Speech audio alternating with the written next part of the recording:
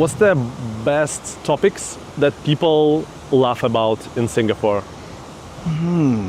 Well, it depends on the comedian, because I mean, we have one guy who talks nothing about nothing but sex, and he's hilarious, and he's a true blue Singaporean, and everyone loves his sex jokes.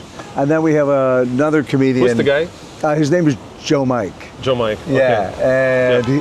and every joke is about sex, but they're really, really funny jokes. You know Sam C? You know? Yeah, I know Sam. He moved to UK. To I UK, think. yeah. He was doing the sex jokes, but the homosexual sex Yes, from a jokes. homosexual Yeah, point yeah. of view. Yeah. And they worked. Yeah, they worked. Yeah, big I time, mean, yeah. Kumar's entire route. I mean, everybody knows that Kumar's a gay man. So, though they're not sure if he's transgender or not transgender, so everybody just kind of like leaves that alone. So, but yeah, I find that we have another comedian. He's an Indian who's actually moved here and been naturalized, and man, he used to actually do a lot of self-deprecating jokes about Indian and Singapore, but he's moved so beyond that now, and now he does a lot of stuff about companies in terms of like working at corporations and stuff, and people love that stuff because everyone works in an office in this country. Yeah. So I love seeing stuff like that. So it gives me hope that we're actually going to have a really good. There's never-ending material here in Singapore. Hey guys, just a quick announcement, don't skip. I'll be running a 3-day workshop called Fast Track to Views and Profits on YouTube. If you ever wanted to start your own channel, this is the best way to do it. You will learn how to choose the most profitable niche and how to beat the YouTube algorithm. You're gonna love it, I promise. Link in description, so sign up if it's for you. And now back to the video. I've never met a race of people who didn't like jokes about their own group. Yeah. Like Russians love Russian jokes. The Italians, I think they live for Italian jokes. All my black friends love black jokes. Yeah. And so I've never met anybody who actually didn't like jokes about their own, culture. Yeah. Be it Italian, French. Okay, maybe not so much the French. Yeah, I mean, how many comedians do you really know that are French? I mean, the most famous one is Marcel Marceau, and he just shut the fuck up. Yeah. Who is the toughest audience? Like someone who is maybe in Asia, who is really like it needs time and effort to open them up, to warm them up. The Westerners. Oh yeah. Yeah, I once did a show for where we had, I was at 80% were white, and my jokes did not land with them very well, and I knew I was losing them, and they were all Australian, and it was a very, very Australian crowd, and I finally said, there was only one joke I told that I liked, and the Singaporeans didn't get the joke, but all of them did.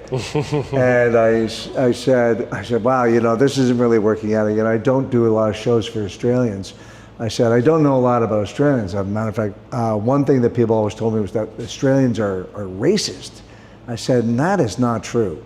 But this next joke is. And then I told them this joke, I said, there's a Chinese guy, a Malaysian guy, and an Indian guy, and they walk into a pub in the Outback.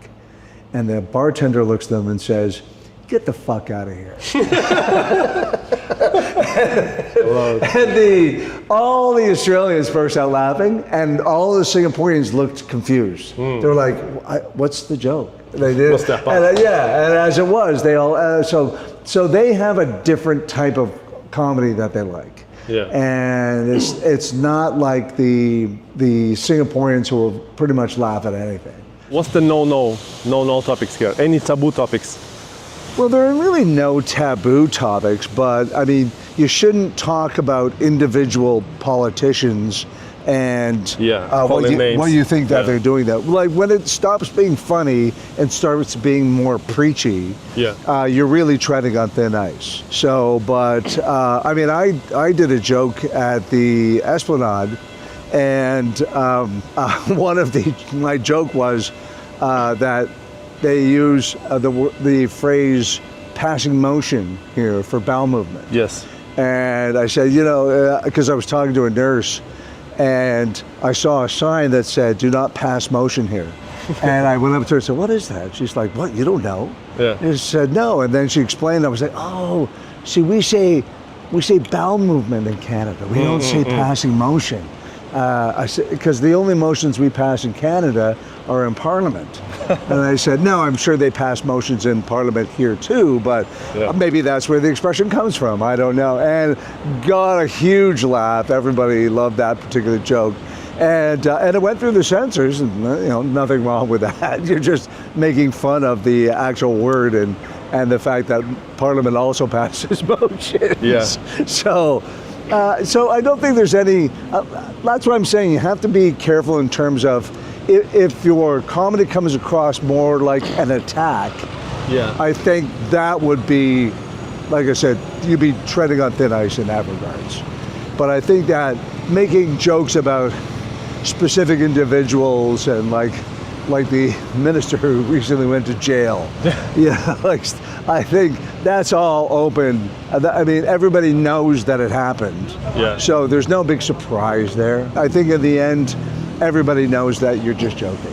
I actually heard a lot of jokes about PAP. And people always like, when you joke about PAP, they joke it in a way, so I'm not supposed to joke about it, but I'm gonna joke about it, and everybody is laughing. But yeah, without calling names. So it's like, people know this is supposed to be, that's a boot topic, so don't joke about like PAP, but many of them still do. And I think if you're a Singaporean, you can do more of this stuff compared to if you're foreign. Well, I mean, I made a PAP joke one time, and I mean, it was a pretty benign one, and I would just say, you shouldn't smear the PAP because that would be a pap smear. so, and it's a very benign joke, but yeah, you see people kind of steer away from that, but I think they do that because of historically what it used to mean. I don't think it's the same degree that they've had before. I don't think comedians really have to worry about that stuff anymore. Yeah. I've actually had comedians ask me if they could swear, and I was like, yes, you can swear. We're all adults. There's you have to be an adult to get into the club. Yeah. So people aren't going to be shocked to hear the F word. So. Is it more like foreigners asking about it? The foreigners more cautious, more careful? I would say it's like 60-40 foreigners, Singaporeans. Yeah, I mean, like who more like? Is it the case that Singaporeans are more free to joke about anything? Yeah. Or no? Well, yeah, I think they do. They actually talk about a lot of great topics. Everything from religion to school to jobs. And they all talk about it in a really, really funny way. And I think that all of the Singaporeans really appreciate that because it's very, very local to what they do and what they know. Yeah. Everything from how Singaporeans travel to how Singaporeans study. Yeah. And everything in between. So I think that we're seeing now kind of like, I would say this is kind of the growth period of Singaporean comedy, because I personally have seen, maybe 50 new comedians over the last 2.5 years, and that's a lot. Yeah. So it was one of the reasons I opened the comedy club was because back in 2019, I was trying to get spots, and I mean I was a seasoned comedian, but I couldn't get more than 2 10-minute spots per month. And open mics. Yeah. So it was just a long queue. Yeah, and I just thought, wow, this is amazing. I can't get any spots.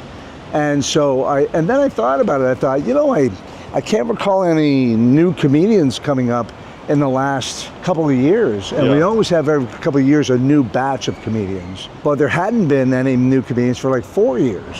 So I realized that people must be having the same problem I'm having. They have nowhere to go to start doing comedy. And so that actually is what prompted me on the Lemon Stand. Yeah, I thought we need an area where everybody can come out and everyone can give it a shot. And then we encourage them to continue.